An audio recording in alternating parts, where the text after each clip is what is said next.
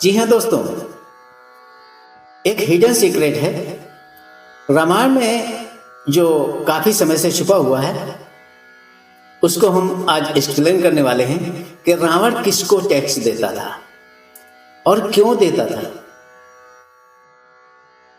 नमस्कार, आज के इस वीडियो में आपका हार्दिक स्वागत है। जरा कल्पना कीजिए उस व्यक्ति की जिसके नाम से देवता भी कांपते थे, जिसकी राजधानी सोने की लंका कहलाती थी, जिसके पास बल भी था, विद्या भी थी और ब्रह्मांड को चुनौती देने का साहस भी था। वही रावण, दशानन, महापंडित, महाबली, शिव का परम भक्त। अब अपने आप से एक प्रश्न पूछिए कि क्या इतना शक्तिशाली सम्राट सच में किसी को कर देता था, टैक्स देता था? क्योंकि कर देना हमेशा अधीनता का प्रतीक माना जाता है, और अगर रावण कर देता था तो फिर वह वास्तव में किसके अधीन था? यही प्रश्न आज की इस कहानी की नींव है। और अगर आप इस रहस्य को अंत तक सुनते हैं तो संभव है कि सत्ता, अहंकार और पतन को देखने का आपका नजरिया हमेशा के लिए बदल जाएगा। क्योंकि लंका केवल एक राज्य नहीं था, वह एक सुव्यवस्थित साम्राज्य थी, जहां अर्थव्यवस्था, प्रशासन, विज्ञान, तंत्र और नीति सब कुछ अपने उच्चतम स्तर का था। और रावण केवल एक योद्धा नहीं था, लेकिन असली रहस्य यह नहीं है कि रावण अपने राज्य से कर कैसे वसूलता था। असली रहस्य यह है कि रावण स्वयं किसे कर देता था। क्योंकि जो राजा कर देता है वह किसी न किसी व्यवस्था को स्वीकार करता है, और रावण ने एक नहीं बल्कि कई स्तरों पर कर दिया था। वह कर सोने या धन का नहीं था, बल्कि शक्ति, ऊर्जा और संतुलन का कर था।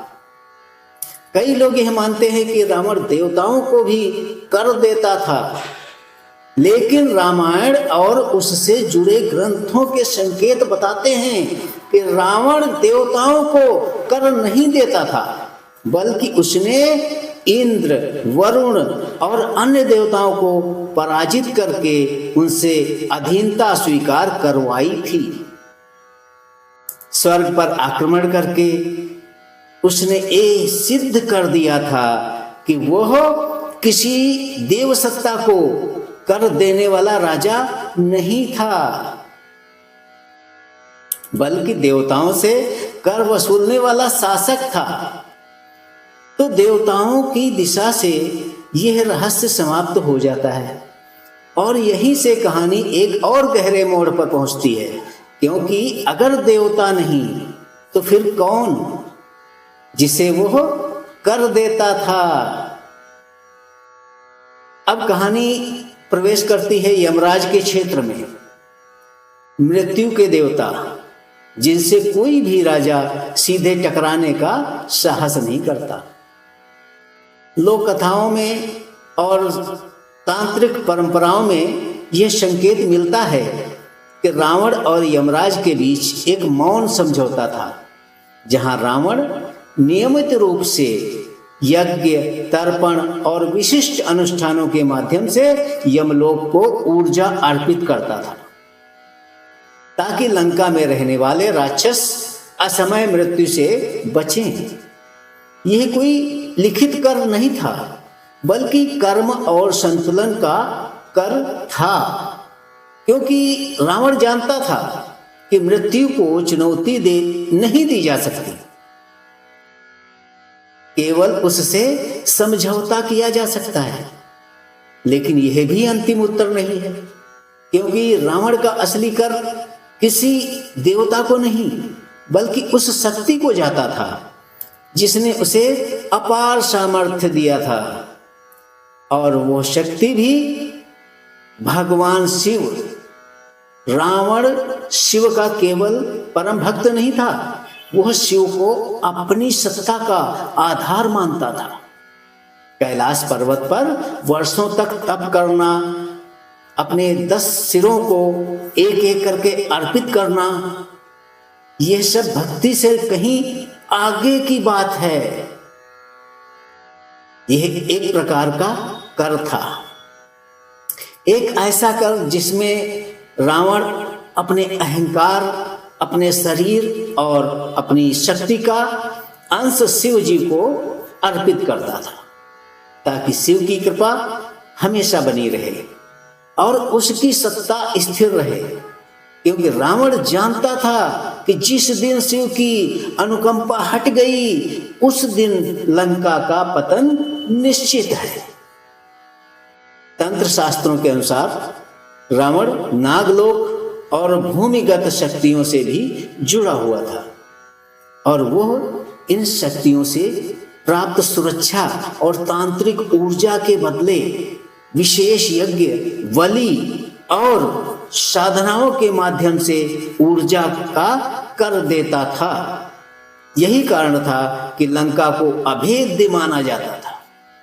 यही कारण था कि सामान्य अस्त्र शस्त्र उसका कुछ नहीं बिगाड़ पाते थे। लेकिन हर कर की एक सीमा होती है और रावण की सबसे बड़ी भूल यही थी। उसने यह मान लिया था कि अब उसे किसी को कुछ देने की आवश्यकता ही नहीं है।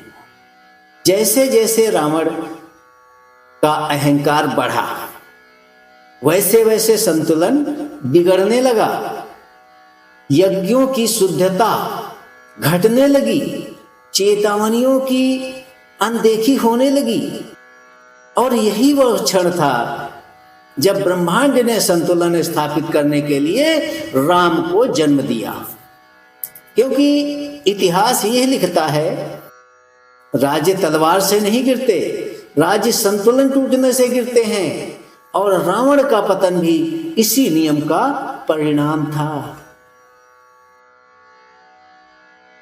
राम और रावण के बीच का सबसे बड़ा अंतर यही था कि रावण की सत्ता शक्ति पर आधारित थी और शक्ति को हमेशा कर देना पड़ता है, जबकि राम की सत्ता धर्म पर आधारित थी और धर्म को किसी को कर नहीं देना पड़ता। यही कारण था कि रावण जैसा शक्तिशाली सम्राट मिट्टी में मिल गया और राम का नाम युगों युगों तक जीवित रहा। आज भी यह कहानी केवल अतीत की कथा नहीं है, यह एक चेतावनी है। क्योंकि जब भी कोई व्यक्ति केवल शक्ति, धन और अहंकार पर खड़ा होता है, वह अनजाने में किसी न किसी को कर देता है। कभी डर को, कभी लालच को और कभी अपने ही अहंकार को। लेकिन जिस दिन इंसान संतुलन, धर्म और विवेक को चुन लेता है, उस दिन वह कर देने वाला नहीं बल्कि मार्ग दिखाने वाला बन जाता है।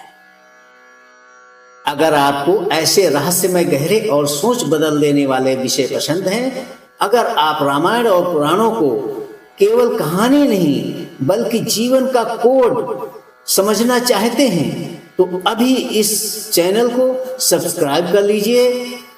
यदि पेज पर देख रहे हैं तो फॉलो कर लीजिए, क्योंकि अगली कहानी और भी रहस्यमयी होने वाली है, जहां हम जानेंगे कि कुबेर लंका छोड़कर क्यों चले गए, क्यों भाग गए, और वह सच जो बहुत कम लोगों को पता है। तो तैयार हो जाइए अगली जानकारी के लिए। आपने यहाँ तक वीडियो देखा, इसके लिए आपको बहुत बहुत धन्यवाद। फिर मिलेंगे अगले वीडियो में एक नई रोचक कहानी के साथ, अच्छी कोई नई जानकारी के साथ। और तब तक के लिए नमस्कार दोस्तों, धन्यवाद, धन्यवाद ब्रह्मांड, धन्यवाद परमात्मा।